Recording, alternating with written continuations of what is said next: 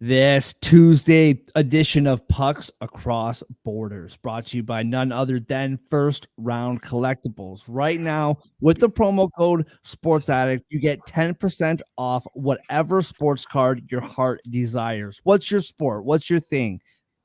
Maybe hockey, baseball, basketball, football, maybe even wrestling, whatever it is, you can get it at firstroundcollectibles.com.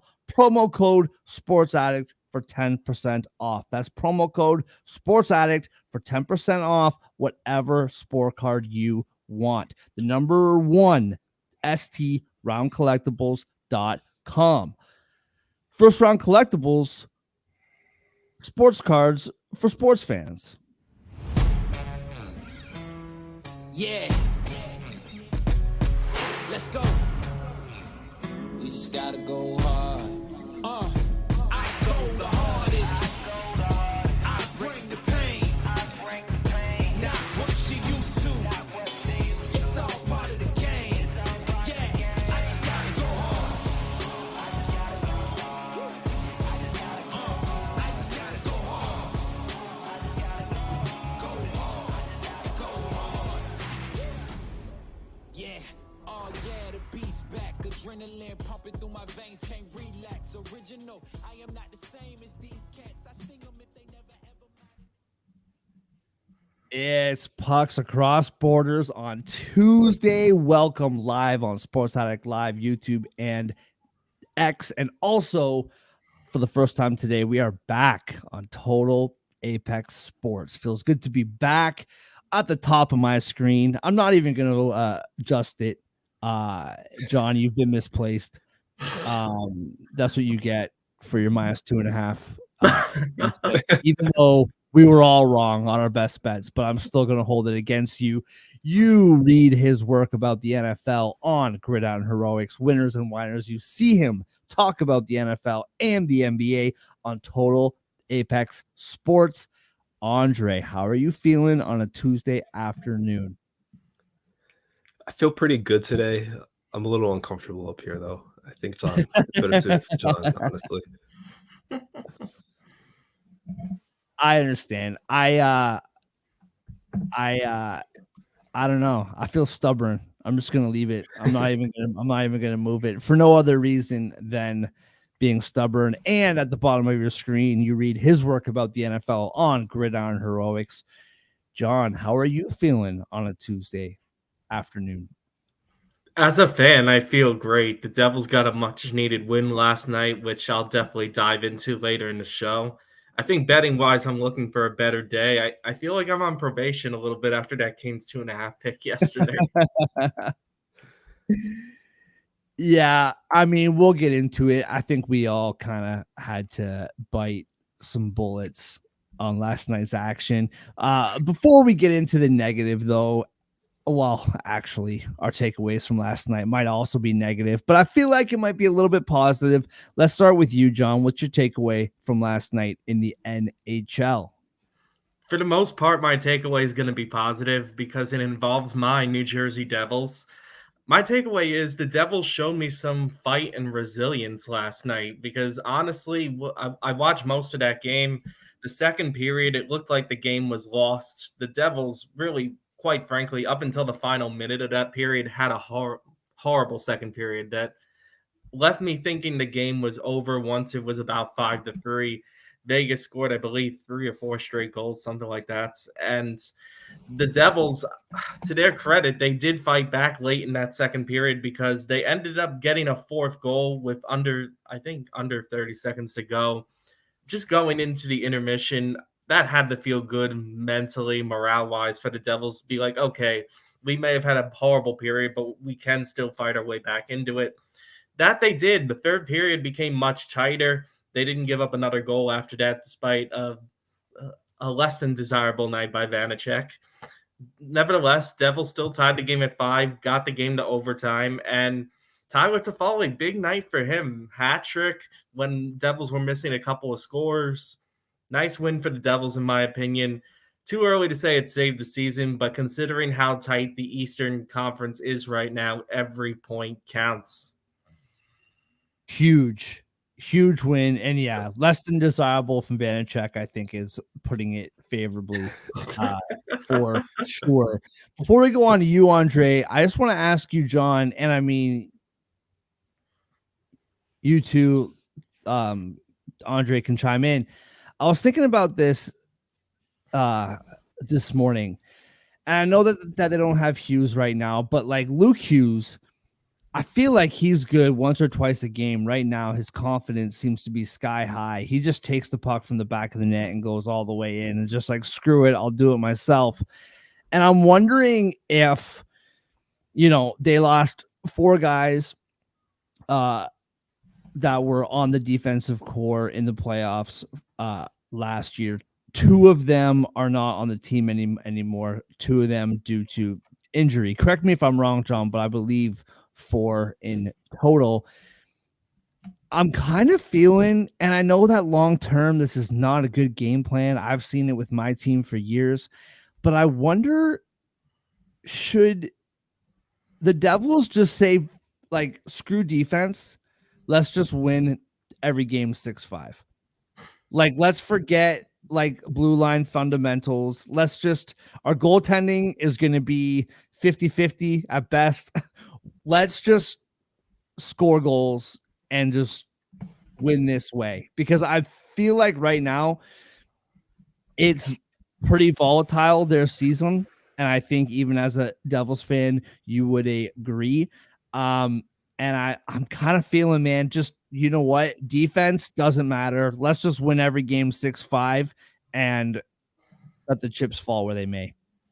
Defense is certainly one of the biggest weaknesses of this team. And you're right about the fact that most Devils games they win, besides one recent stretch in early January, most Devils games they win involve just simply outscoring the other team with a real lack of defense. Devils win a lot of track meet games this season. Definitely in the first 2 months of the season before Jack Hughes' first injury, they were winning every night like that. And when Jack Hughes went down, it forced the Devils to take a harder look at themselves and adapt the first time. I mean, the second time, I think this is coming back again. And yeah, you're right. I mean, this is really the way the Devils have to win right now. Do I think it's sustainable? Absolutely not. I think it's enough to make the playoffs. Like I said, I don't think the bottom teams in the Eastern Conference are particularly strong. But I don't think this is a Stanley Cup formula, because usually in the playoffs there's a hot goalie. Usually there's someone that's going to shut the offense down, and that's when your complete roster comes into play. You need to have a goalie that at least is competent, which I don't feel that way about any goalie the Devils put out there right now, particularly Vanacek. I mean, he's had some awful nights. The defense is not great either. I feel like you need a complete team to win the Stanley Cup, and you need a goaltender that you can trust, more importantly. So I think what they're doing now is enough to make the playoffs. Would I rely on that to win a Stanley Cup, though? No. Yeah, and I mean, right now you're too far in this thing to tank, right? Yeah. And like, you're too talented to do that. So you might as well just get there. And if you get bounced in the first round at this point, it is what it is. But you got to make it, in my opinion. Andre, what about you, man? What's your takeaway from a busy night in the NHL? Well, first off, I just want to say, John, I really hope that for your sake and your mental health, that Vanacek finds a way to leave you alone somehow, some way. It's really been a battle this season between you and Vanacek. It really has. But my takeaway is about the Vancouver Canucks. Jeff Patterson tweeted out a stat today that I thought was insane. In their last 9 games, Vancouver's only trailed for 53 total seconds. They scored first in 8 of those 9 games. The only game that they didn't was in the Garden against the Rangers. And we all know that in that game, the Canucks scored like 30 seconds later to tie it, and then another 30 seconds later to take the lead, and then scored like 4 more goals because they're that good. So Vancouver is absolutely dominant right now. They're pouncing on teams, and then they're just using Demko and kind of conservative play. But when you're up 2 goals, you don't really need to be aggressive to just hold on to these games. And like, those first 2 goals came quickly last night, and that was it. Like Yep. that was done. All right. So this has been a soapbox that John has proudly stood upon for the last couple weeks, at least last week, with regards to the Los Angeles Kings. And I was thinking about this morning, and I watched that game last night, and the Sharks, like, they were pesky and they hung around. The first period for the Kings, they dominated, and they just couldn't get the puck in the back of the net. So I did a little deep dive on the Kings here. Fourth in goal differential, the number is 29. Second in goals against, first in penalty kill, third in shots on goal, sixth in save percentage, fourth least losses in the league with 13. The 9 OT losses, that is what brings the number up to wow, my brain is escaping me. 22. Oof, got a bit dicey there for a sec. Now, what this comes down to is very simple. We all know how sports works. Baseball, you have to get runners across home plate. And basketball, you got to put balls in the basket. Football, you got to get the ball across the end zone or through the uprights. And hockey, you got to put pucks in the back of the net. All those stats are very good for the most part. 24th in shot percentage in the league. They have the sixth highest shots on goal, and they just cannot score goals. Now, 18 players have played 36 games or more for the Kings. 5 of those 18 are minus players. -2, -1, -1, -5. 5 being the highest, obviously, of those 4. The largest minus is -13. That's a big difference between -5 and -13, especially when you only have 5 minus players on your roster. Pierre-Luc Dubois. This is a problem. You traded a lot of depth pieces to get him on your roster. He is on the first year of an 8-year deal at $68 million, which in the NHL is a lot of money. 9 goals, 10 assists, 19 points, -13. On pace for under 40 points. 6 points in October. I told you this is a deep dive. 5 points in November. 3 points in December. So far, 5 points in January. Now, I know he's only 25 years old, but this kid is supposed to be a star. Some people think superstar.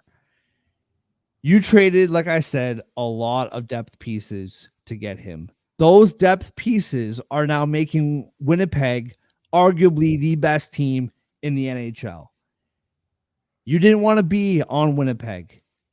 You're not on Winnipeg. And they're crushing it right now. Him being a third line center and putting you in a position cap wise to where you can't really do much is not the only reason why the Kings are struggling. It will be the main reason why they can't add more pieces.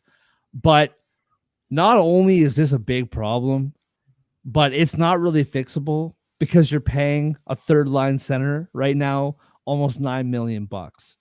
I knew he wasn't playing well, but when I started looking at the stats, it was like, oh man, like there were times last night watching that game. It wasn't just like getting bad bounces or things not going. He looks like he's not even trying out there. And it is highly, highly concerning. I saw someone say that he skates like his controller's dead. Just that's actually so funny. We've all been there. Yeah. It's like it's a problem. And I think that like a lot of and I know for the Kings, their stars are getting older for sure. But when your biggest problem is that save percentage being what it is, that's when you need a guy like him to start doing what he does, and that's score goals. So yeah, highly, highly concerning. All right, moving on to my favorite part of our show where I get to roast John for but I can't even do it this time because we all had some tough losses. I'm gonna take my bad beat first, and I'm gonna go to my bet of the night, my best bet, and that's the Winnipeg Jets. I thought they could really get it done last night in Boston. The final score was 4-1, but it wasn't a 4-1 game. That game was 2-1 forever. Boston scored a shorthanded goal in there. There was a goal with like 4 minutes left in the game, and then the empty netter. Really, really tough loss for the Jets. As you mentioned, Andre, in the pre-show, broke their streak of not allowing more than 2 goals since like 2019 or something crazy. And so yeah, that was my bad beat for sure.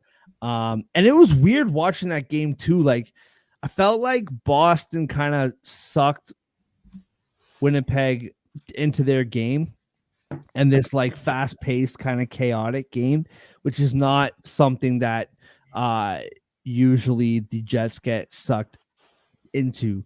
John, go to you next, man. What's your bad beat of the night? Or should I even ask? Well, as tempting as it is to pick on the Blackhawks once again, because I picked Vancouver 2.5 as well, and Vancouver, of course, scores 2 goals in that game. I'll give that a break. I'm beating a dead horse at this point and go back to my best bet as well. The Los Angeles Kings. I mean, I picked them as -2.5, my best bet from yesterday's slate. Not only does that not cover, the Kings lose the game outright to the Sharks. People that have listened to previous episodes on this platform know how much I usually like to bet on the Sharks. I had a falling out with the team recently in that I basically started fading them because they couldn't do anything outside of like beat Montreal one random night. Well, these guys, particularly Mark, tried to warn me yesterday that the Kings are not playing well enough to make a big bet on them. I ignored it, thinking the Sharks are playing so bad and the Kings were such big favorites that it was inevitable that the Kings would win. Shows how much sportsbooks know sometimes, and myself for that matter. Because, like I said, Kings were -380 money line. Seemed like the only way you could get even money on a puck line was to do 2.5. I push it, and the Kings lose outright to teach me a lesson. Try to warn you, man. Try to warn you.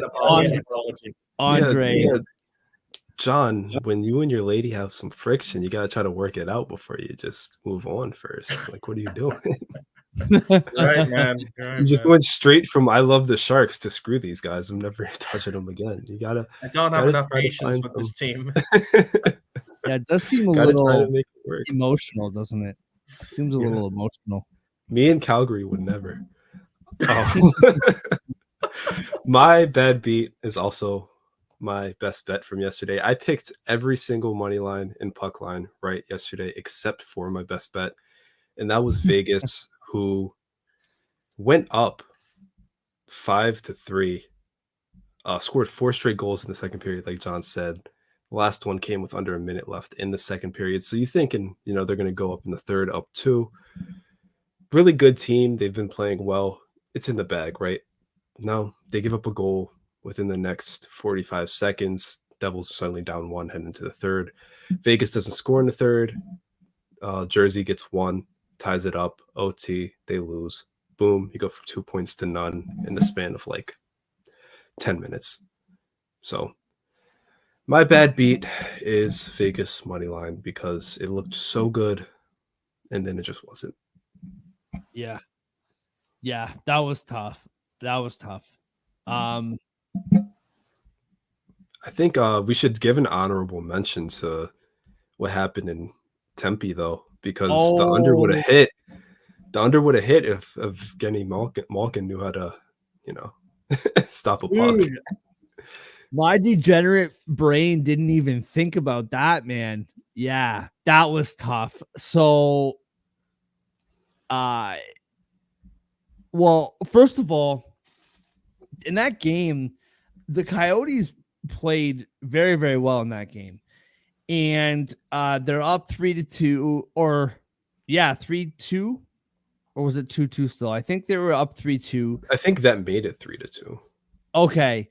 So Penguins tie it up. Then they draw a penalty.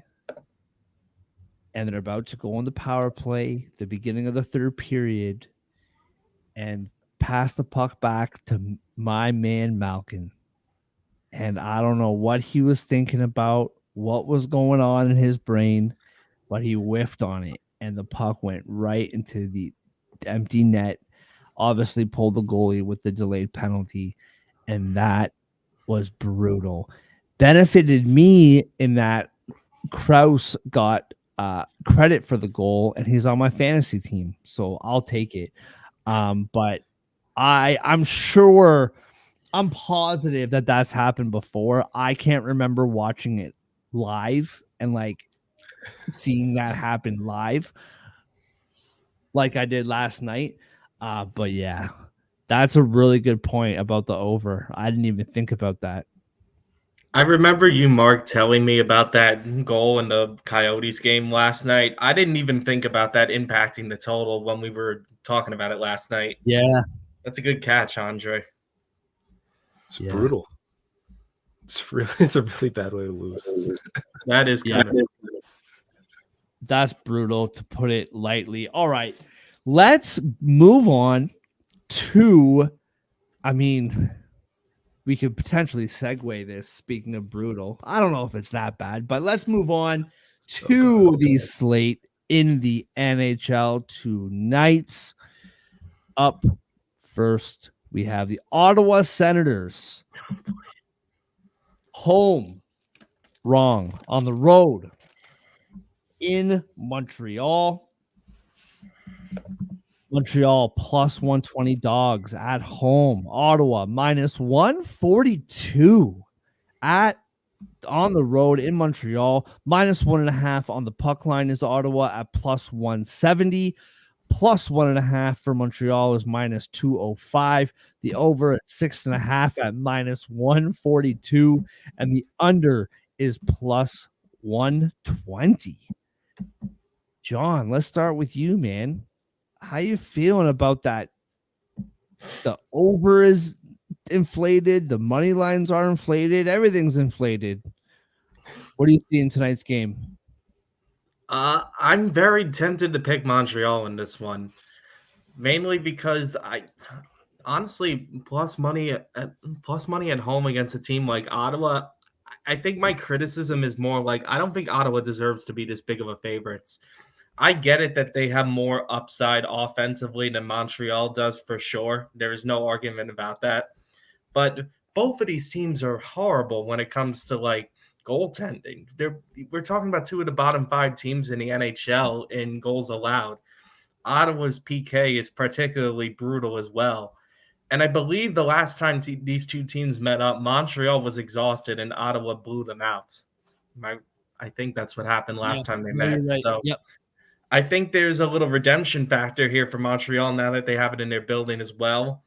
I realize Ottawa is a much better scoring team than Montreal, but I still don't really trust them. I understand Ottawa can't go winless the rest of the year, but I just don't really like them in this spot. I'd be willing to give Montreal a chance here with the plus money. What about you, Andre? What do you see here? Yeah, I think the Senators are going to take their little team boat along the Ottawa River, land in Montreal, and they get their butts kicked, especially after the last game with that 6-2 Canadians loss in Ottawa. I think they're going to remember that. As is, the Senators suck on the road. They're 5-13. Like John said, they have an elite offense. Even with all of their struggles, that's by far the best unit in this game. But like we always say, Montreal is a scrappy team, and the Senators love to blow a lead. So I'm not trusting Ottawa whatsoever in this game, especially not on the road, even if it's not a far distance to travel. So give me the over. Both teams are terrible keeping the puck out of the net. Give me the Canadiens money line. Yeah, I have a hard time arguing with you guys. I think Ottawa's been scoring a lot lately. Defensively, been lacking. In the last 3 games, they have only allowed 3 goals, 2 goals, 2 goals. So 7 goals in the last 3 games. But they in the 4 games before that, they allowed 22 goals. So still don't trust the defense, don't trust the goaltending. That being said, they've scored 21 goals in the last 5 games.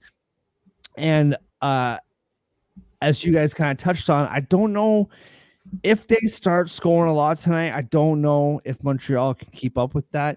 2-game losing streak for Montreal. They've been outscored 15-6 in that stretch. 2-7 or 2-5 in their last 7. And yes, that is correct. They've been outscored 15-6 in the last 2 games. That's a correct stat. Now, that being said, these 2 teams are rivals. Montreal, like you guys touched on, got their doors blown off by Ottawa just last week. And I see them coming back. I see them playing a much tighter game at home, and I do see them winning this game. A little prop profile for you. Caulfield was getting a little bit slumpy there for a while, but he scored 5 goals in his last 5 games. And so I think a sprinkle on his anytime goal is definitely worth it. Still all hurts. right. Oh, yeah. That's tough. That was tough. What was that, last week? Yeah. All right, moving to Detroit, the home of the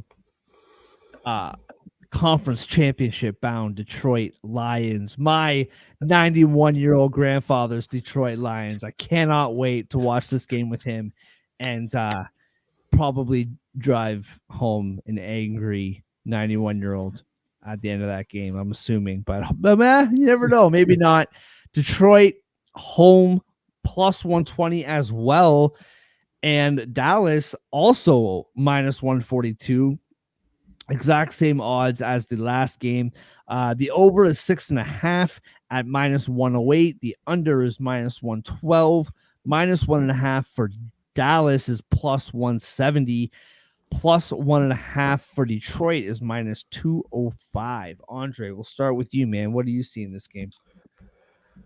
I understand Dallas is a good team. I understand that for the most part they're healthy again. And I understand that they play very well on the road. Or at least they have for most of the season. But they've dropped 2 of their last 3 road games during this 4-game road trip. This is the final one. And they're up against a Red Wings team that is streaky. And right now they're on the right side of that streakiness. They've gone 7-1-1 since the calendar flipped to 2024. Their latest game, they held the Tampa Bay Lightning to 1 goal in the 2-1 win. And that impresses me more than like the 5-3 wins we're used to seeing from this team. because if they're getting good goaltending, they're going to win more often than not. And for the most part, they're holding teams to 2 goals, 3 goals in 2024. That's why they're getting 2 points consistently. I see that continuing with the way Dallas has been playing. They're kind of hot and cold right now offensively. 6 in Jersey, but 2 on Long Island, 1 in Philly, sandwiched between there. Not really trustworthy to keep up with the Red Wings team right now, the way they're rolling. So I like the Red Wings money line here also. Let's make it 2 for 2 for home upsets. Yeah, I'm also going 2 for 2 here as well. I'm with you, Andre. I like the Red Wings to upset the Dallas. I guess you can call it an upset to upset Dallas here. You've noted that the Red Wings are on a good streak lately since January. Um, I don't. I think it says more about the Devils than Dallas with their one win on this stretch for Dallas when they scored 6. It shows more about the Devils' issues, in my opinion, than Dallas particularly being good. We've talked about it in previous shows that the goaltending is a tad shaky for Dallas right now. I don't believe either team is particularly strong in that category right now. Both teams can score. They're in the top 6 in the league in goals per game each. Dallas is a little bit better there. Slightly better PK for Dallas as well, but I think the Red Wings are playing better hockey at the moment. We mentioned their records in January. They haven't had the travel. They just played a home game on Sunday. They're playing another one tonight. And Dallas has done quite a bit of traveling during this road trip, going from New York to Detroit now. I think my point is I like the way the Red Wings are playing more than Dallas right now. I think plus 120 at home is something worth considering on their side. Yeah, boys. I think we're going 2 for 2 on the clean sweeps. Damn. Now Dallas has been one of those teams that for whatever reason I have overlooked. I keep thinking, they've been a little bit, something's missing, blah, blah, blah. But then you look at like the record, 27, 13, and 6, 5 and 3 in their last 8. They were 4 and 1. And then 3 games later, they're 5 and 3. But you guys said it. Like Detroit's been playing really good hockey, super streaky, in their last 12 games. So this is where my like degenerate like rabbit hole kind of takes over here. In their last 12 games, they're 8 and 4, 6 1-score games and 6 2-score games. So that, for whatever that's worth, 6 overs and 6 unders, like both sides of the puck line, both sides of the over under, they're both been split right down the middle. I know it's like minus 142. I do think that is legitimate. I think that this over can absolutely hit. Lions has been terrific in net for Detroit over the last few weeks, but I can easily see this game being 4-3, 5-3, no matter who wins. But I do think that Detroit comes to play tonight, and I think they win this game. I think Dallas, after blowing out your Devils, sorry to throw that in there, they lost a game that they absolutely should have won against the Islanders on the weekend. And I know that's a couple days ago, but they're still on the road. And I think that they lose in Detroit tonight. Moving on to Philadelphia, where games like this are super important with this wild card race. Some people like myself think that Philly will stay in the top 3 of their division, but if they don't, then this game is going to really matter down the stretch. Tampa Bay on the road, minus 108. Philadelphia, minus 112. The over is 6.5, and the over's plus 105, which kind of surprised me. The under is minus 125, plus 1.5 for Tampa Bay is minus 265, and minus 1.5 for Philly is plus 215. Tampa Bay, before their last loss, they were on a 5-game winning streak, 7-3 in their last 10, definitely playing better hockey.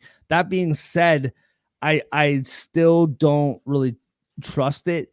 I think Philadelphia 2-game losing streak, really, really tough weekend. They were getting blown out against Colorado, came back just to lose that game in the end.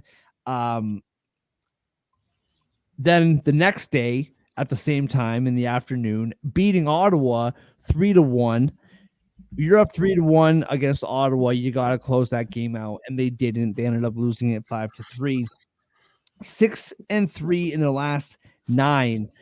Now, what kind of piqued my interest with this is based on what happened on the weekend. We talk about this with this team all the time. Who's their coach, right? Torts. Who is not going to be too thrilled on their performances over the weekend? Torts. I think this is a really tough spot for Tampa Bay, who, I mean, probably not these players. I don't know. I can't think back that far. Did any of these guys play for Torts? Like, did Stamkos play for Torts way back in the day? I don't think so. But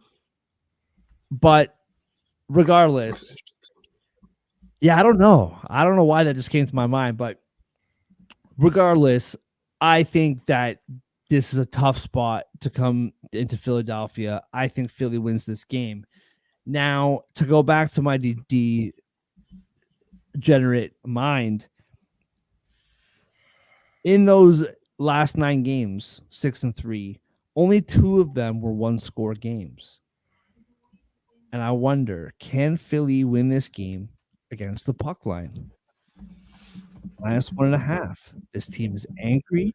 They're not happy with the weekend. They come out guns a-blazing. Plus 215 is too good to be true. But I'm kind of leaning a bit on the puck line tonight with this one, boys. John, we'll go to you next, man. What do you see here? I'm not disagreeing with you. I'm more going parallel with you on this. I am siding with Philadelphia in this game as well, but I'm not going to go as far as to say they're going to cover the puck line. Why I like them is because I believe their style of hockey matches with Tampa very well. They may not be a flashy scoring team the way Tampa is. Tampa averages more goals per game. They have a better power play for sure. But Philadelphia, we've talked about it a lot with this Tortorella-led team. They're grindy. They play tough. And I don't think a team like Tampa Bay is suited for this type of matchup where the game is going to be a bit rougher. You have to battle on the boards, so to speak. Tampa Bay, I think, is more of a track meet team that relies on smooth hockey. You're not going to get that in Philadelphia. Not to mention much better goaltending for Philadelphia by a lot. Like, they average at least half a goal less allowed per game than Tampa Bay. Which is crazy to say. Like, if we think about who we're talking about in net for Tampa Bay, right? Yeah, Tampa Bay's not had reliable goaltending this year at all. I just don't like this matchup for them.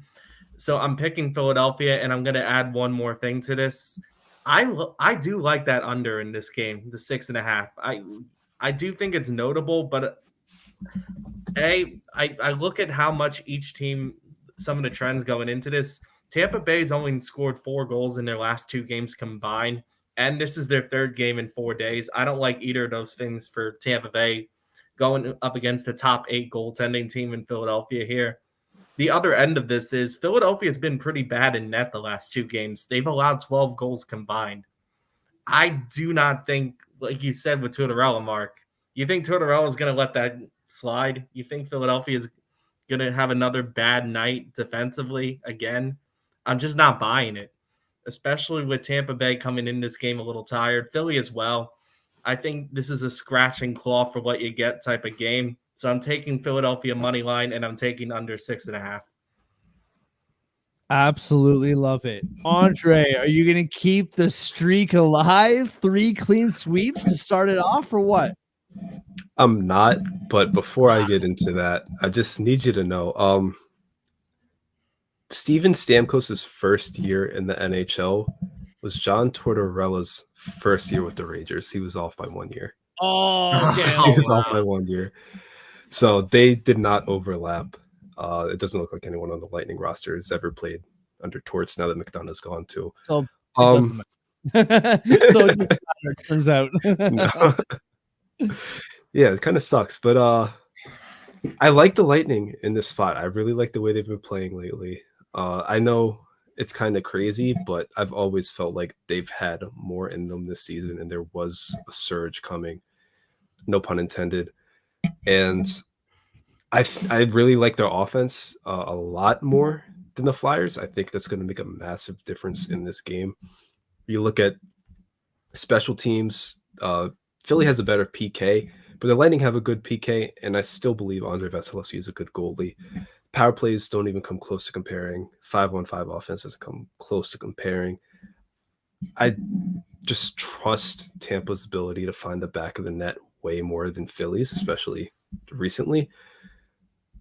And even though the Lightning kind of stink on the road, I think they're going to win this game. I really do. So Hard to argue. Hard to argue. If you were John, I would argue, but you're not. So I'll let it go. Move into what's that? I mean to break up the kumbaya we had going, but Yeah, we Yeah, had it some was nice harmony while going it on. lasted. It was nice while it lasted. Moving to the island, we have the Islanders home against Vegas, minus 155 favorites. I know Vegas has hit a bit of a scuffle here, and I know we got Patrick Waugh behind the bench, but minus 155. Vegas plus 130 on the road, plus 1.5 for Vegas is minus 205. Minus 1.5 for the Islanders is plus 170. The over is 6 at plus 105, and the under is minus 125. Andre, starting with you, man. Dead cat bounce. Are we seeing it? And I mean, tough night for Vegas last night. What do you see here? I think this might be just like pure stubbornness, but I think I'm going to roll with Vegas to win again at the plus 130. Yeah. And I think they're a better team this season. I know they played yesterday in Newark, so going to have a little bit of tired legs, even if the travel's not crazy. But I don't like any of the value on the Islanders here. I think 155 is too steep for them, like straight up money line. I think the puck line at plus 164, I don't trust them to win by 2 goals. Talk about the 60-minute line at minus 110. The Islanders love to go to overtime. So I don't really see where there's any play where you can pick the Islanders just betting wise. So I think I'm just going to roll with Vegas to win because they have been the better team this season. I know they blew yesterday's game, but they had a winning streak before that. They seemed like they were back on track before the third period. Yeah, and I like the under. Sorry, just had to throw that in there. Yeah, no, I that's like good. Yeah, I that's the thing with this game is the only thing that's really making me consider taking the Islanders here. And like you said it, I'm not betting the puck line on the Islanders. I don't trust the 60-minute line, and I'm not betting that money line. So if I am betting the Islanders, I'm not betting this game. Basically, is like by like not betting this game, I'm saving my money. Is how the Islanders would help me win there, right? Just because there's nothing really that I trust, and the money line is just too rich for my blood. The only way that I would take them is because Vegas played last night, and in a crazy game too, right? When it comes to Vegas, 5-3 in their last 8 games, they outscored the opponent in the last 4 games. They have outscored their opponent 17-10. Now, 6 of those goals were last night. So 17-4, they've outscored their opponent in the last 4 games. And so one thing the Islanders can't do right now consistently is score. Like, and I think that continues tonight. The Islanders have won 3 games in 2024. That's a total of 10 games. They have scored more than 3 goals 3 times in that span. So I kind of like the over in this game just because I think that the Islanders can score 2, maybe 3, but I think the firepower that we saw from Vegas last night continues tonight. So I'm gonna take Vegas here. I don't love it. I do get a little bit sketched out by Patrick Waugh behind the net. I do think that matters. I do. But the Islanders just can't score right now, man. And I just don't see that changing tonight. John, what say you? I think I'm gonna ruin the harmony here. I do like the Islanders in this game for a couple of reasons. I'm a little conflicted about this though, kind of having very similar thoughts to Andre on it, except that I like the Islanders instead of Vegas to win outright. My betting wise, I'm not really in a good position here because as much I do like the Islanders to win, the problem is the money line is steep. I don't trust them on the puck line, and I don't trust them on the 60-minute line. We've talked endlessly about how many overtime games the Islanders have been in this year. I mean, I think they were just in one on Sunday against Dallas. I don't fully trust the Islanders to win this by 2 or in 60 minutes, so I don't feel like I can go that way. I don't think Vegas is going to win this game, though, because, I think, A, this line is telling, and B, Vegas is a lot more tired than the Islanders. This is going to be their 3rd game in 4 days, whereas I think the Islanders have only played one other game in that stretch. Yesterday's game in particular for Vegas was exhausting. That was a wild game, up and down, going into overtime. I don't think Vegas is going to have a lot of legs in this game. So with that said, because I'm in kind of a conundrum with the Islanders here, my favorite bet in this game is going to be the under. Like you said, the Islanders really don't score too much. Or is that what you said? I'm not sure.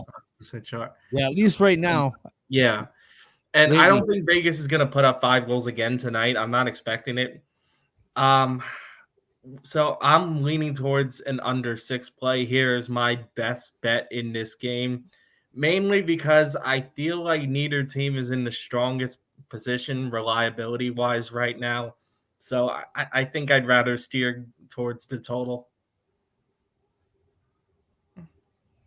All right, moving on to Minnesota. Before we do, in the comments, Dusty, what up, bro? Good to see you joining us this evening. Shout out once again, Total Apex Sports. Good to be back. You can watch live on X on Total Apex Sports and on YouTube. Check out their platform. They do everything from football to basketball and now to hockey as well. They got a bunch of wrestling stuff up there. That's right. WrestleMania. Speaking of which, if you want wrestling cards, firstrroundcollectibles.com. Promo code 10%. But yeah, check out Apex Sports. They're doing a lot of really great things. Moving on to Minnesota, Washington in Minnesota, plus 136 on the road, minus 162. I understand the Wild being favorited. This seems a bit drastic to me. Minus 1.5 for the Wild is plus 154. Plus 1.5 for Washington is minus 185. The over is 6 with plus 102, and the under is minus 122. Andre, what do you see in this game? And is anyone going to even watch this game if they're not Washington or Minnesota fans? That's the question of the night for sure. I know I win. This is going to be a weird one. you never know what you're going to get with Washington. But I feel like I've had a really good pulse on the Wild lately. And I think I'm going to lean on that once more. The offense has been back. The under is only at 6 at plus 102. 6 goals would be a push, so that gives you a little bit of wiggle room. I think I'm going to take the over here. I think I'm going to trust them to keep scoring with most of their guys back. I think Washington has a bad offense, but they just got shut out, so they're probably going to get a goal or two across. I don't really know. I don't really know what to say about Washington, honestly. I think this is going to be more of a Minnesota Wild game than a Washington Capitals game. So I like the over 6. I think I'm going to dabble in the Minnesota puck line. I really like what their offense has been doing lately. Like we said, they needed to get back on their feet, and Tampa was a brutal spot to. Well, they did it against the Islanders 5-0, but Tampa was a brutal spot to follow that up with. Then they went to Sunrise, went to Riley, got it done. 5 goals, 6 goals, 5 goals in those 3 wins over their last 4. Now they're back at home. Give me Minnesota. Yeah, that's basically all I had written down here too, man. Was 15 goals in the last 4 games. And that's the trend right now. And what does Washington not do? It's just kind of that like simple for me. I know we've been saying this for a while, and I'm a little bit hesitant just because we have been saying it for so long. I think we're gonna see. We've been questioning which team in the Eastern playoff race is not going to be in those final 2 spots. And, you got Washington and you got Pittsburgh, you got the Devils, you got Philly, Tampa Bay, Detroit, the Islanders. And I think we're starting to see one of those teams get removed here. I think we're starting to see Washington for who they are.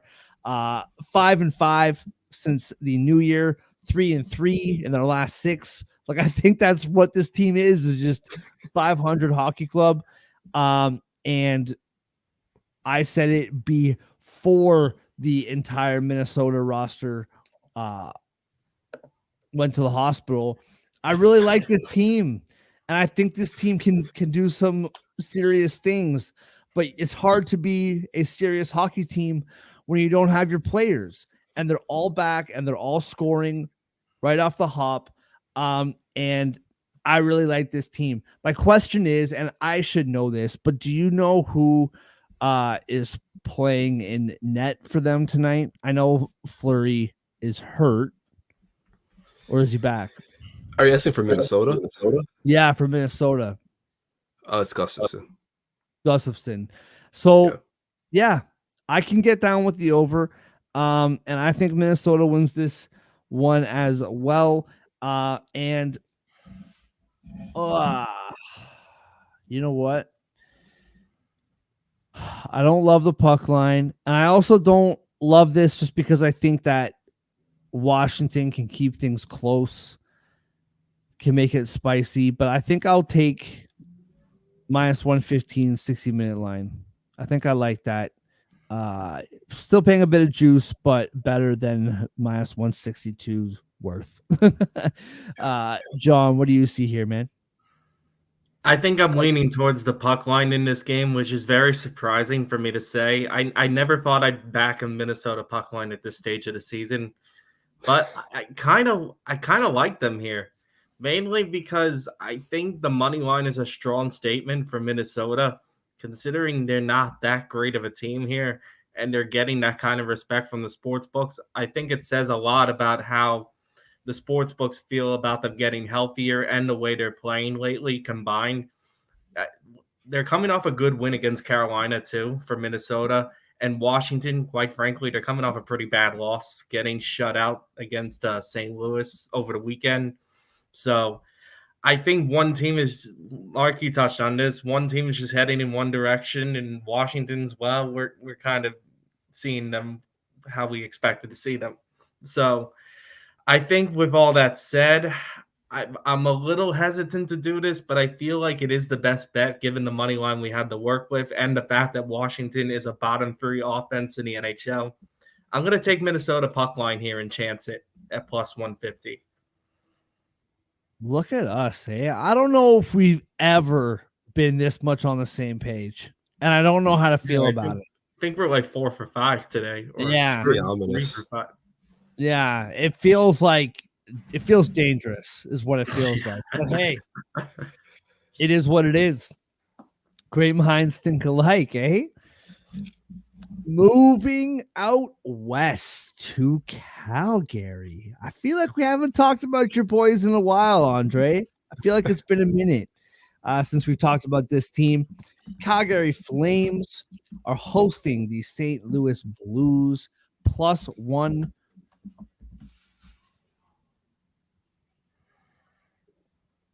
Sorry, guys. Oh, I haven't changed the yeah. I haven't changed that banner in a while. What can you do? It happens. All right, Calgary at home minus 170. Another big home favorite. Yeah, man. Plus 142 is St. Louis on the road. Minus 1.5 is plus 150, while plus 1.5 is minus 180. The over is 6 at minus 115, and the under is minus 105. Andre, we'll start with you, man. This is your home away from home. I'm surprised you don't got your cowboy hat on. How you feeling about this game, man? And if you can answer me this while you talk about the game, I know they've been playing well, but like minus 170, well, I don't know. Yeah, minus 170 is kind of steep, but it's the Blues. The Blues are pretty bad on the road. Minus 20 goal differential, I think, is the first place to start in 21 games. So I think this is more of a we don't trust St. Louis to travel thing than a Calgary's red hot thing. Right. And to that point, since since December 30th, they've only played 3 road games. The most recent was a 5-2 loss in DC. They had a 2-1 win in Carolina and then a 4-2 loss in Pittsburgh. So 2 of those were multi-goal losses. I'd say one of them was against a team that we just talked about and is not playing well and frankly isn't good. They're 500 team and they just kind of got whooped. So you look at Calgary, who plays better at home, who I know they just lost to Edmonton, but that was a tighter game than the 3-1 score. They just lost to Toronto before that, but that was 4-3, and the Maple Leafs are a very good team. And they had won 4 in a row before that. So Calgary's playing pretty well. Of those 3 wins, Ottawa, Arizona, Vegas, Arizona, again, 3 of those were by multiple goals. I think they get back to that. I like the puck line at plus 150 here for the Flames. I think they're going to take this one handily. And I think it's mostly because the Blues don't travel well. Yeah. Oh, interesting. I'm really on the fence about this one. John, what do you see here, bro? I'm also on the fence about this game. I think this is the least confident game I've had on the board yet of the 6 we've done. Like this would be my lowest bracket of confidence pick that I'm going to make here. But with that said, I think I'm also going to go with the Calgary puck line, mainly because I'm approaching it with the same logic I did with Minnesota against Washington.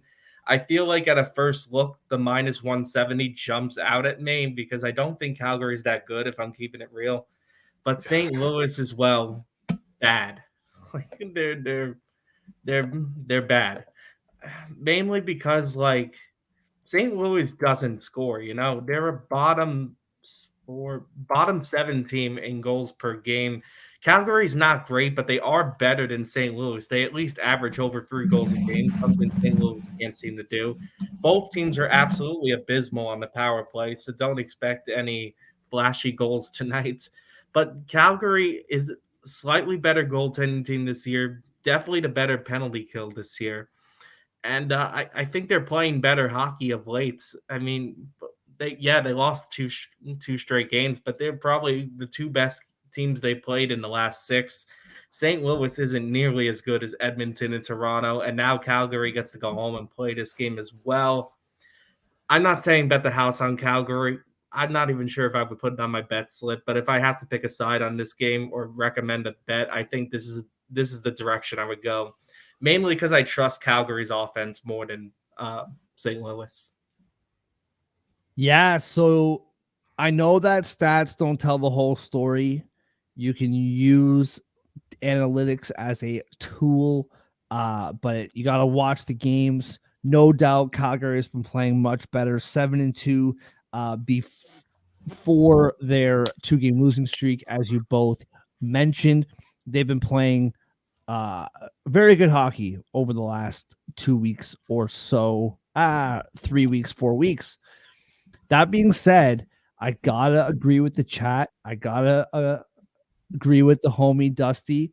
I like St. Louis in this spot. The reason why I bring up stats is last night, a big reason for taking San Jose was just why are the Kings favored this much? If you look at it, like forget all the deep dive stats, forget just in the last 14 games, the records are almost the exact same. And if you look at the span of the whole season, St. Louis 22-20-2, Flames 21-20-5.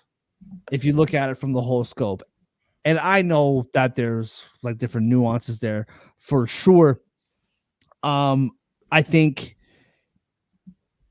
Calgary's power play is awful. Blues penalty kill is awful. Blues power play is awful, and Calgary's penalty killing is top 5 in the league. So I think special teams kind of canceled themselves out there. Goals against, St. Louis 19th, Calgary 16th. Goals per game, Calgary has been scoring a lot more lately, and that has bumped it up to 17th in the league, where St. Louis 26th in the league. I don't know. I'm gonna say the exact same thing Dusty's saying over here in the chat. Is I got a strange feeling about St. Louis tonight. I think these teams are a lot closer than what the last 2.5, 3 weeks would suggest. And I feel like St. Louis, the one thing that does scare me about it is what you said, Andre, about the road record. That is not nothing. And Calgary at home, that place is insane. So that does have me nervous, but I think St. Louis comes through tonight with the W. Moving on, just up the street, a few hours to Edmonton. Edmonton minus 375 at home. Sorry, boys, computer lagging a bit here. Columbus plus 285. Oh, it's changed, plus 295 now on the road. Plus 1.5 is plus 124 for the Blue Jackets. Minus 1.5 for Edmonton is minus 148. John, we'll start with you, man. What do you see here? I think if Edmonton would have lost to Calgary on the weekend, I would have been all over the Edmonton side in this one. But I have to say, the fact that they've won 13 straight games makes me really nervous to back their side, even against Columbus. I'm getting to the point where I think Edmonton is due for a loss. Last time we talked about one of their games, I really liked the setup for Edmonton going up against a tired Seattle team. I don't feel quite as strongly about tonight's game compared to last time they've played. I don't think Columbus has played since Saturday, I want to say. Maybe even I don't even remember the last time Columbus played. I'm trying to look this up live actually. Well, they've only played 7 games in the new year. Columbus. Yeah. Yeah, because I'm looking at the last few days, and I don't even see the last time Columbus has even played a game. Friday. Yeah, Friday against my Devils. You're right. That makes me a little nervous here to back Edmonton. I don't want to go crazy and say Columbus is going to win this game outright because, like, we're still talking about a bottom 5 team in the league in all likelihood.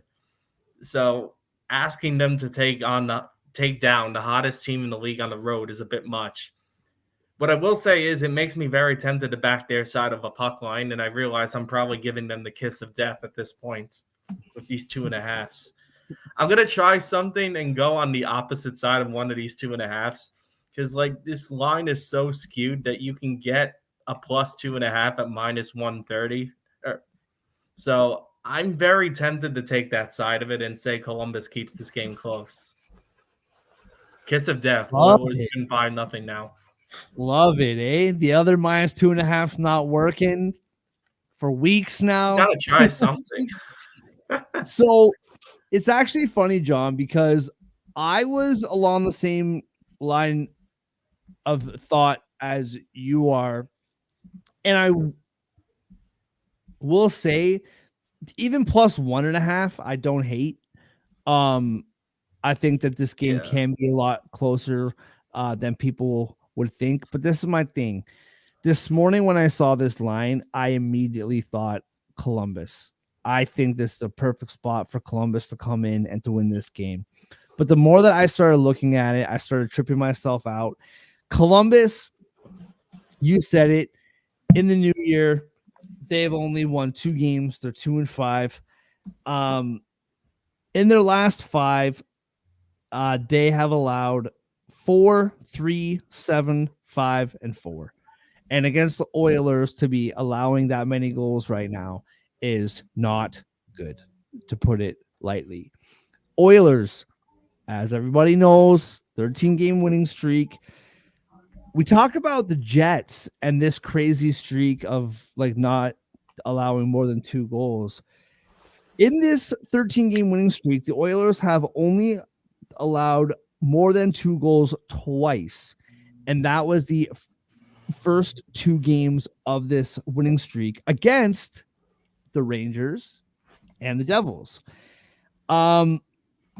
6 out of 13, they have scored less than 4 goals. So they're winning in all kinds of ways. There's like scoring a lot. They're not scoring a lot, but the common denominator is they're not allowing a lot of goals.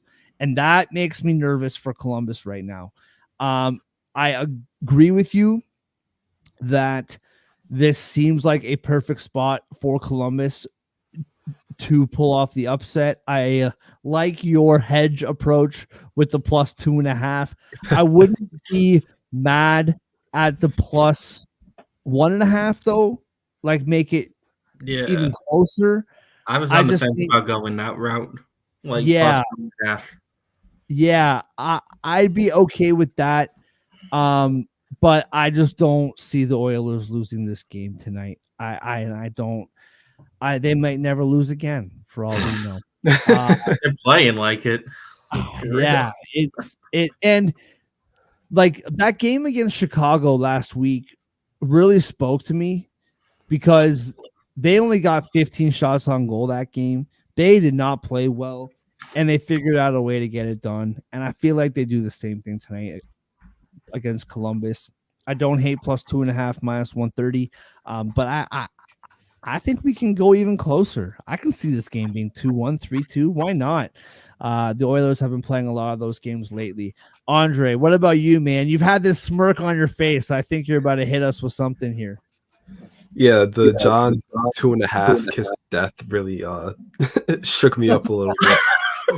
I'm not gonna lie, but I'm gonna go with what I was gonna say originally. Looking at the Oilers' 13-game winning streak and what lies ahead, they have Columbus tonight. They have the Blackhawks Thursday. They have the Predators Saturday.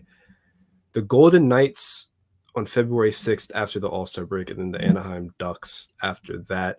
it's very realistic that we could get to Valentine's Day and this Oilers team has the same winning streak that they began in 2023, which is exactly why I think either this game or the Chicago game they're going to lose, because that's how hockey works. Yeah, So for I'm going to sure. take a shot in the dark and I'm going to take the Blue Jackets money line.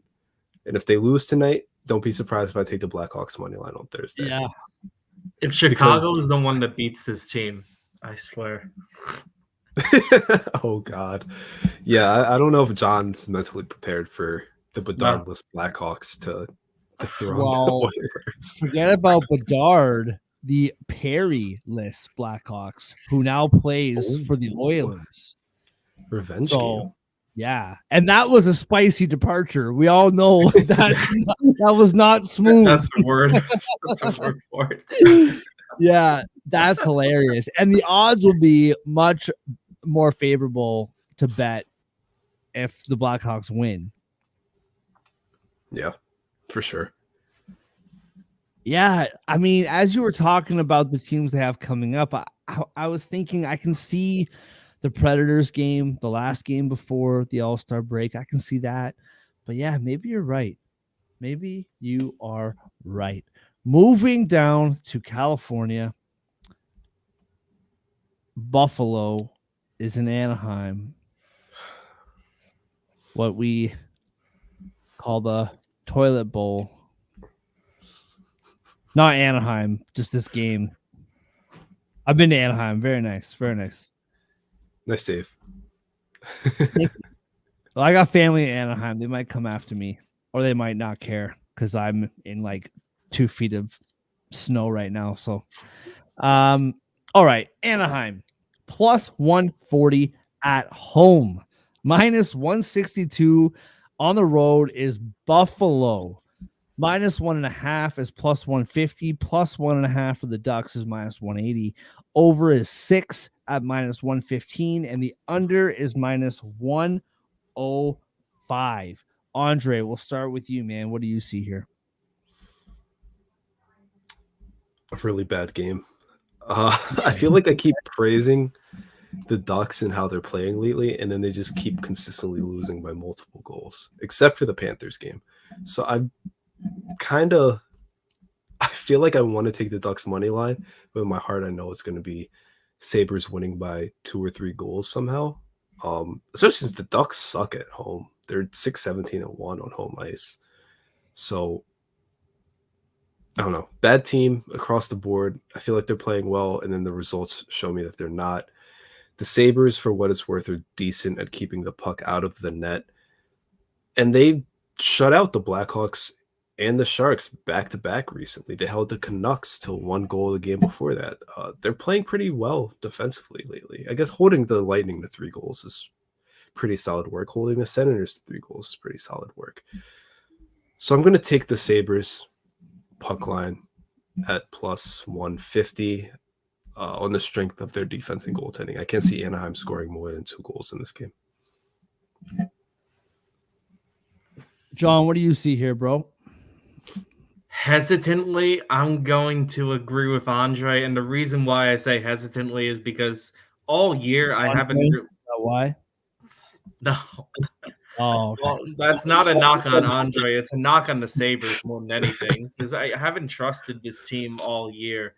But I think something Andre was alluding to is going to be true in this game. This is just one of those games where somebody has to win, and one team is just much worse than the other at the moment.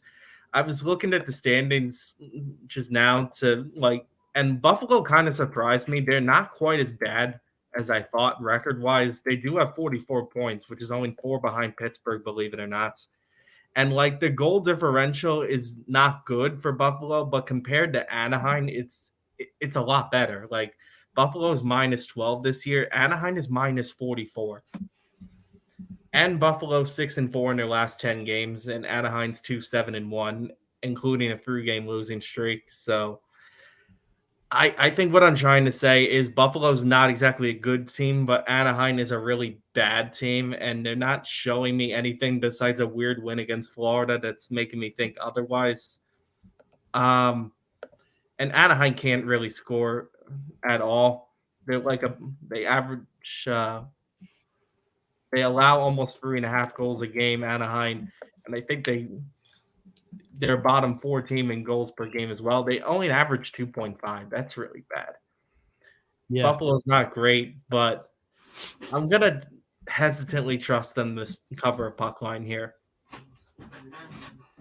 Yeah, I would say if I was to choose one stay away here, it would probably be this one because everything that you guys are saying, and even my own like prep for the show, it's all telling me to take Buffalo -1.5.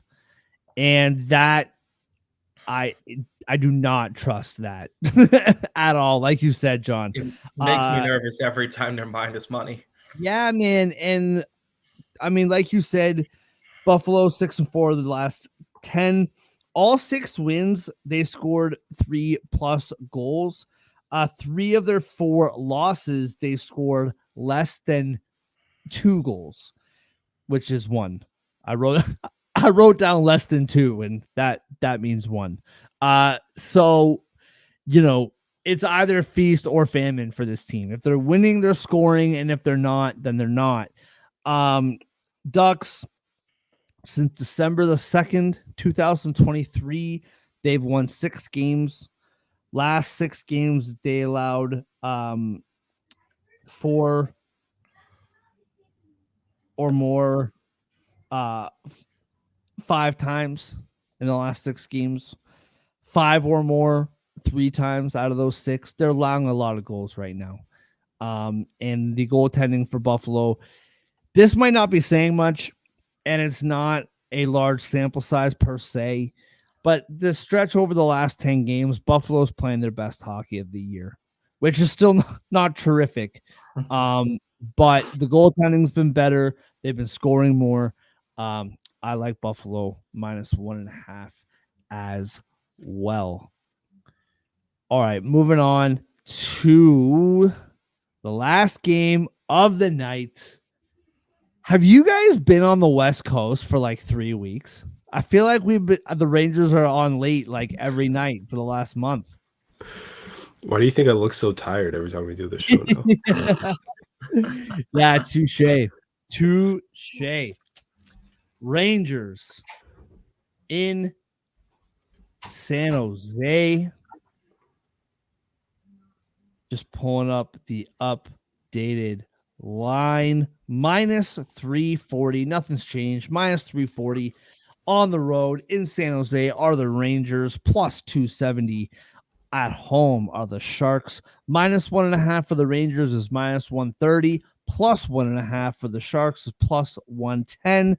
The over is 6 at -108, and the under is -112. As always, Andre, how are you feeling about this game? I believe it was yesterday. What day is it? Tuesday? Yeah, yesterday. Your takeaway was that you hate your team and you wish that you never even liked them in the first place. Something like that. Maybe that's not 100% what you said, but I wouldn't quite go that far. Wasn't complimentary to say the least. Yeah, so basically yesterday went over first 23 games, Rangers 18-4-1, punctuated by a win over the Sharks. Next 23 games, 11-11-1, punctuated by the win over the Ducks on Sunday. And here starts the road to the next 23, which ends with game 69. I don't know who game 69 is, but hopefully it'll be more like the first 23 and not the most recent 23. And it starts with a Sharks team that I'm like, I don't want to think about a possibility where we don't beat them by multiple goals again. When they came to the Garden, it was a 6-5 win. Scary hours. We needed a Panarin hat trick to win it. And with the way the team's playing, I am kind of nervous about this one. I think the Sharks, even after playing yesterday, can keep this within a goal. And if you look at their puck line, it's better odds than yesterday against the Kings. Even though they are playing the second half of back-to-back. They did have to travel, even if it was in-state. The Rangers are on the road. But the Sharks plus 1.5 is plus 110. Yesterday was plus 130. There's a lot of reason to be nervous with the way the Rangers are playing, and with the Sharks just coming off a feisty win and now on home ice where they've been better all season. I've already bet Rangers minus 1.5, so I don't need to tell you what I'm thinking here. I already bet Panarin to score a goal, so that's all you need to hear from me. But I'm nervous. I'm not going to pretend like I'm not. And I would lean towards the over in this game, but I'm not super confident in the total either way, honestly. Interesting.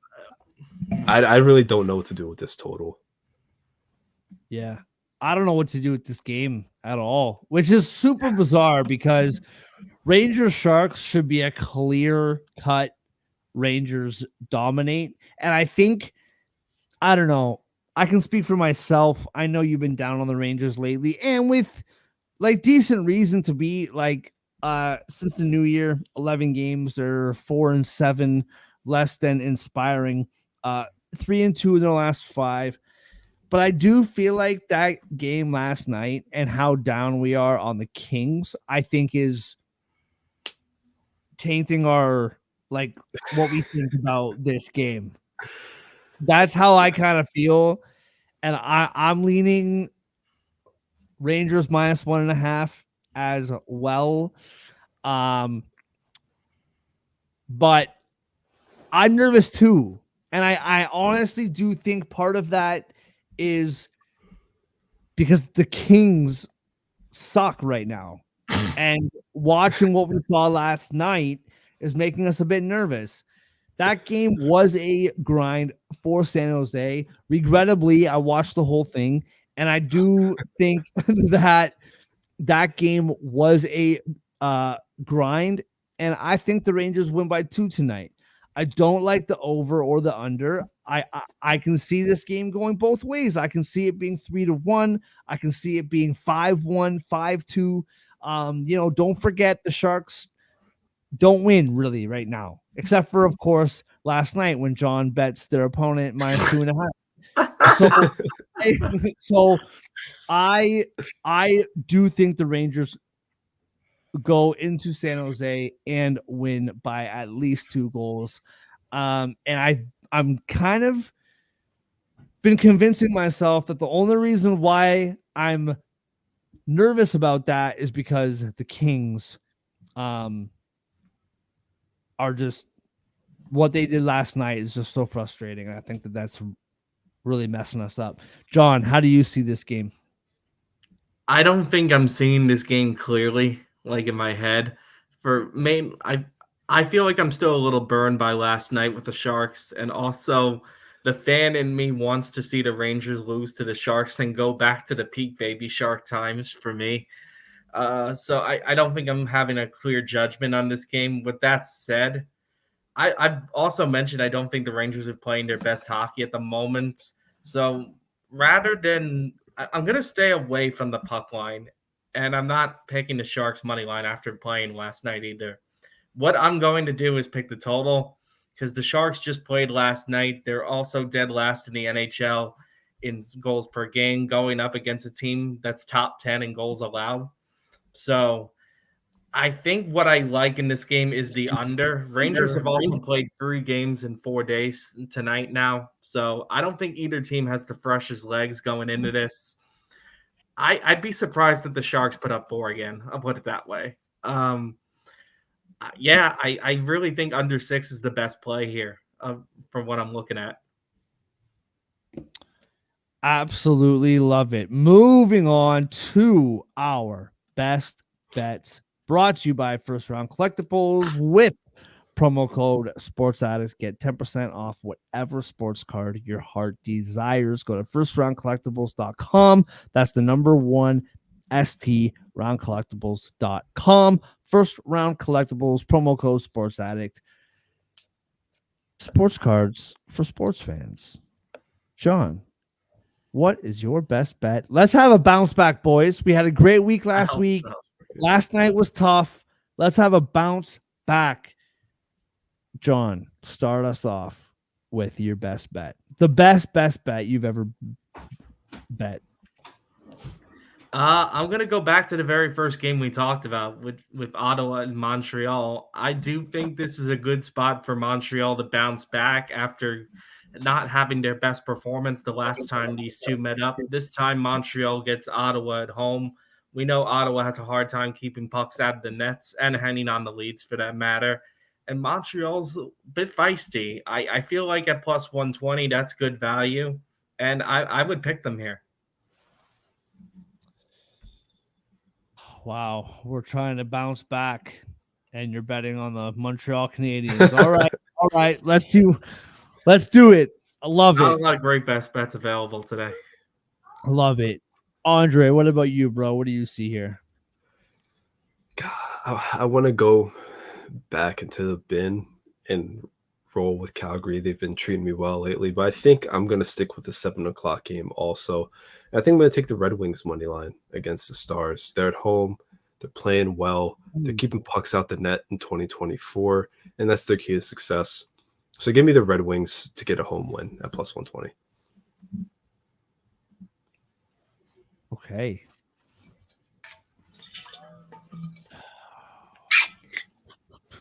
You're not lying here, John. It's tough pickings. Yeah, So many games, that but was a really tough pick. Yeah, lots of really good games, but lots of wonky odds. I'm maybe on the riskier side of the bets tonight. Nothing crazy, but a bit more on a limb. But I really do believe in this team. I believed in them all year. I love them. I love this city. I love their cheesesteaks. I love their coach. I love Rocky. I love it all. And I love the Flyers at minus 110. That was minus 112 when we did the Flyers earlier in the show, and it's went down to minus 110. So, yeah, give me Flyers minus 110. Everything inside of me wants to give you the puck line, but that's just irresponsible. So, minus 110. Philadelphia Flyers. You know, Mark, it's funny. I was gonna pick the Lightning, but I had a feeling you were gonna go with the Flyers, so I that was Really? off. Oh man, So we didn't have that issue. I'm becoming predictable. So John, you picked the Canadiens money line at plus 120. I picked the Red Wings money line at plus 120. Mark did not stick with the Atlantic Division, nor did he stick with plus money, but he did pick a home team, the Philadelphia Flyers at minus 110, which is really good value. And put it all together, you got a plus 824 parlay. We're all rocking home teams that are either even money or even in the odds or home underdogs, one or the other. I love it, man. It's the whole nobody believes in us thing, right? I think we kind of feel that way getting our butt kicked last Why night. not? Yeah, and talking about betting. Sorry, Andre, go ahead, dude. I was gonna say this one's gonna be done nice and early. It's the 3 7 o'clock games. Well, all right. So with that, give me one. This won't be part of our best bets. This is just for fun. Out of the Buffalo Sabres Ducks game and the Rangers Sharks game, take your winnings from this parlay. What are you putting it on? 10 o'clock, 10:30. Well, Panarin scoring a goal is plus 100, so Oh, okay. roll with that. Yeah, okay. Yeah, I like that one. And I'm actually glad that you said that because I would have probably put it on Rangers puck line, which is risky these days. Yeah, that's not one you want to be putting money on these days. Going to Anaheim, though. Maybe the over in that game? I don't really know, but the Sabres are playing so well defensively. Oh, could you imagine winning like $90 on a $10 bet and putting $90 on a Buffalo Sabres puck line? You might as well just play blackjack, see what happens. Yeah. I'd rather play darts blindfolded. Everybody, thank you so much for joining us on this Tuesday night. Good luck on your bets. Thank you so much to Dusty and everybody at Total Apex Sports for having us back. We appreciate you. You can find us on YouTube, on Twitter, also at Total Apex Sports on Twitter or YouTube. Check them out. They have people writing about sports, talking about sports. They have it all. So go check them out. Good luck on your bets tonight, gentlemen. Very full show. Lots to talk about. I'm already, if we're being honest, which I always hate it when people say that, because like if you have to say if we'll be honest, then like have we not just been honest this whole time? But anyway, the Leafs are minus 130 favorites against the Winnipeg Jets at home tomorrow, and it has me terrified.